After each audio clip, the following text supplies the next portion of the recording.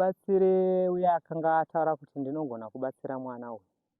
Isusu nguva yatakati pedzei kutaurwa dare riya, ndipo patakazozviongorora kuti vanhu ava kubvira tabvira kuvhireji kwataigara kuChikwidibe, mazuva atakataurwa kuti ndimukudzoka kudare, ndo pakaita communication yamai vekutambidzana mushonga nevamwe vavo vajaenda vaita communication. Takaona vanhu vakufamba pamwe chete, tizoona taakudare takuchiona mai vachiti mai vanogara kuHarare vagara muvhireji medu kana kupi, vazivana sei, ukama hwavo huri papi pane ava neava kuti vazivane.